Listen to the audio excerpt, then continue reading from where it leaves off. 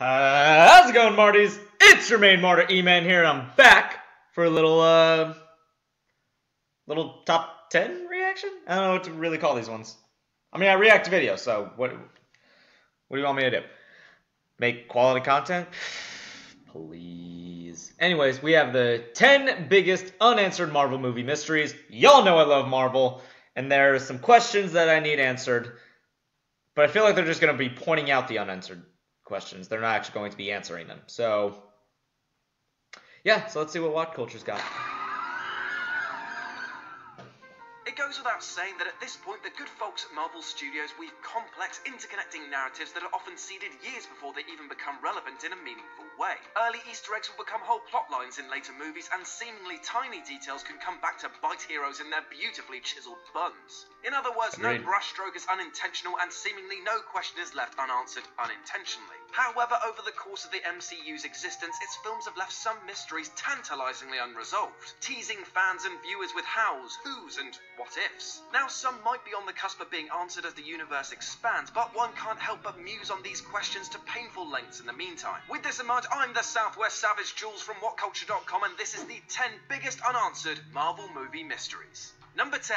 Where's the Red Skull? At the end of Captain America: Infinity War, Avenger, Hugo Weaving's Red Skull is randomly sucked off somewhere mysterious, and yes, I've just realised what I've read out. Since he's never mentioned again, it's safe to assume that Marvel just wanted us to believe he's dead, even though Kevin Feige has gone on record to state that the manner of his death was chosen specifically to showcase to people that he could perhaps pop up again. So where the hell is he? Is he trapped inside the stone as the lore of the comics would suggest? Is he on the other side of the portal that the Chitauri entered from in the Avengers? That's what I was going for. Is he lost between time and space? And most importantly, will we get any of these answers in Infinity War? I'm begging. Number 9. He's a great Black Widow's red in her ledger. Black Widow's past is very much a hot and mostly mysterious topic in the MCU. Maybe we should get a movie. Flashes a bit in her Age of Ultron nightmare sequence, but so far very little has been mentioned on how she escaped the Widow program and when she became affiliated with the air quotes good guys. All we know is that she had red in her ledger.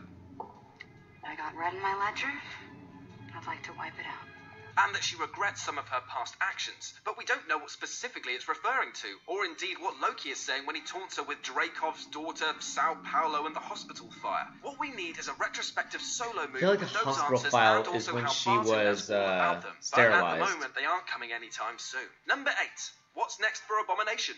At the end of the Incredible Hulk, Tim Roth's excellently hammy Abomination has been locked up in the cryo chamber prison in Alaska, as revealed by agents of S.H.I.E.L.D. Presumably so that General Ross can experiment on him to find ways to beat the Hulk, or maybe even to become the Red Hulk, or something exciting like that. So what now? Is he still on ice? Well, Marvel reportedly had plans for him to return in Age of Ultron, but they went a different way. So it seems that their decision to keep him alive was intentional. The question now is whether they follow through on a return at another point. Number 7. How does Tony Stark suddenly get better? In Iron Man, it's pretty firmly established that Dr. Yinsen was forced to implant an electromagnet in Tony Stark's chest to stop shards of shrapnel burrowing their way into his heart. In Iron Man 2, Stark himself upgrades the arc reactor that powers not only the suit, but also charges the electromagnet, which is keeping him alive. At no stage is surgery considered a viable option because it's just too tricky, which is why it's easier to accept that Stark was allowing the reactor to poison him, as feeling a little under the weather is better than, being dead. So how in Iron Man 3 does he suddenly get better? How is he able to have open heart surgery to have the shrapnel removed all of a sudden? If it's just a matter of looking for a good surgeon, then you have to wonder why Stark wasn't looking really hard for them when the arc reactor was literally poisoning him to death in Iron Man 2.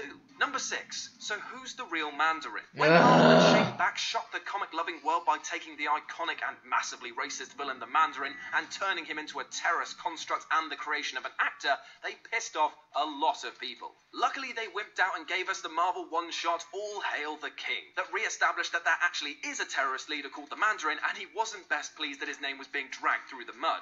It was a cop-out for sure, but it leaves open an almighty loose end that surely can't stay unresolved forever. Number 5. The second Infinity Gauntlet. Okay, for a while, they've stated that that's just a joke. The back of Thor was the best MCU Easter egg of all. It was a clever nod to the forthcoming Infinity Saga storyline and a concrete suggestion that Marvel really were planning the MCU back from day one. But then they had to go and spoil it all by having Thanos recover his Infinity Gauntlet from somewhere entirely different in Age of Ultron. That meant that Kevin Feige then had to come out and say that there were actually 2 and that it later transpired that one of them, presumably the one in Odin's vault complete with stones, was actually fake all along, making Asgard's mightiest ruler look like a right idiot. Even so, why the hell would anyone go to the extreme of making two? If it's fake, it needs a backstory to establish why Odin was duped, and if it's real, why would anyone make two doomsday devices? Number 4.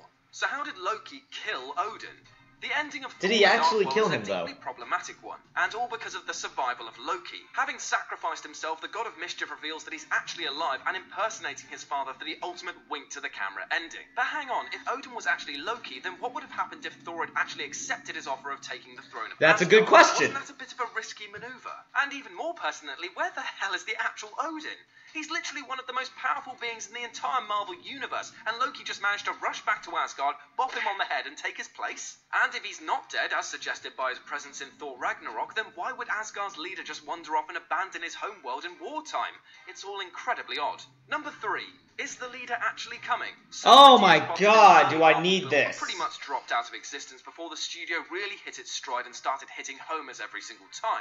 That very much goes for most of the narrative in The Incredible Hulk, even though it's still classed as part of the MCU and is far more relevant now thanks to the reappearance of Thunderbolt. Oh, I was so excited when I saw him in So with Civil. him back in the game, it's interesting to look back at some of the other plot points that weren't resolved. Oh god, see the shoulders. For example, how could a legitimate and pretty ominous origin story for Dr. Samuel Stearns end up going nowhere? In the comics, he would go on to be the major supervillain, the leader, but in the MCU, he's been completely forgotten. Presumably, we're supposed to believe that the gamma mutation led to nothing, and he's still going about his day as usual, albeit with a massive cauliflower head. Number 2, Or he died. why doesn't Iron Man have a badassium suit?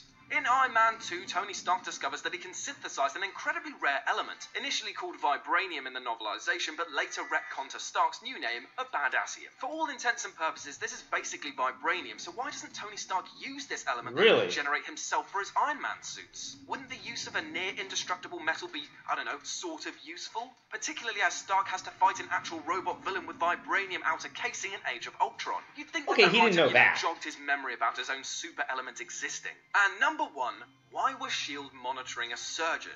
In the timeline set by the visually stunning Doctor Strange solo movie, Okay, Strange a has pretty his damn accident good in early neurosurgeon. 2016 and becomes a skilled sorcerer by the end of summer, which is all well and good if you ignore the fact that that's basically impossible, but there's also one other huge plot hole. If he wasn't air-quote powered until 2016 in MCU, how come he was on S.H.I.E.L.D.'s watch list of potentially dangerous targets in Captain America the Winter Soldier? I What the hell flipped did out when I was Marvel's watching magic this. algorithm detect in his life as a surgeon to suggest he warranted extermination? And I mean, fair enough, you can look at a kid pulling the legs off spiders and think he's going to be evil in a general sort of way, but how do you look at an arrogant douchebag surgeon who cares for literally nobody but himself and who has serious relationship issues and work out that he's going to have a life-altering car crash that will ruin his career and change his life totally to become a sorcerer?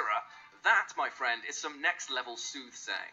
And that's our list. Got any more Marvel mysteries that you want us to muse on? Well, let us know about them in the comments section below. And if you want to come... Okay, so that thing about Strange. Okay, I'm starting to see a little bit more. Okay, obviously they didn't think he was going to become a sorcerer at the time, but there's also the fact that in that car crash, his agent was talking about someone who had spinal injury in a military suit prototype. Now, people thought that could have been Rhodey, but the War Machine isn't exactly a tested out suit. So that could have been from Iron Man 2 in one of Justin Hammer's suit thing, where it like turned around, the dude literally like snapped the spine. So that could be it. So that means that his car crash could have happened. What was Iron Man 2? What, in 2010? I want to say. I have no idea. Yeah, that could have happened in 2010. In which case, when was Winter Soldier? 2014? 13? I think that was when Winter Soldier was. So maybe, because they said that Zola's algorithm went through all of your history, like test scores or like tax refund, like all the things that would be about you. So considering that Strange is very intelligent, one of the best neurosurgeons ever, or just surgeons in general, that he would obviously be on their watch list because he's quite intelligent. Maybe they would need him for later.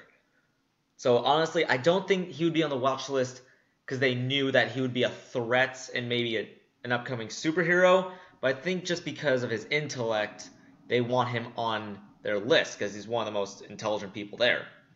I mean, obviously next to Stark. But those are two different kinds of intelligence. About the new element thing, I've been wondering about that lately. What exactly is that element? Apparently it's vibranium? But he's calling it badassium. And honestly, I would love to see a vibranium Iron Man suit. I think there has been talk about that. Maybe I've seen something and forgot about it, but what he is supposed to get is basically sort of like Spider-Man's black suit, where it's alien ooze, but really it's like half metal, half ooze, and it literally just works with him no matter what, and it just goes telepathically. And it's like his best suit ever, and I really hope we get that because it looks awesome. Nevertheless, I agree with a lot of these. I would have loved to see Abomination. I didn't know they had a plan for Iron Man for Avengers 2. That would have been cool, but I think we would have had like way too many stuff going on. We already have the twins, we already have Ultron, and then Vision coming in. Where would Abomination go? Would he and Hulk like tag team on Hulkbuster? I don't know, but maybe I should start watching Agents of S.H.I.E.L.D. because there are some things that they mention, and holy crap. Anyways, thank you all for watching. If you liked it, please hit with a thumbs up. Put in the comment section below any of the videos you want me to react to. Make sure to ding that bell when you subscribe so you know whenever I've uploaded. Until next time, Marties. Later.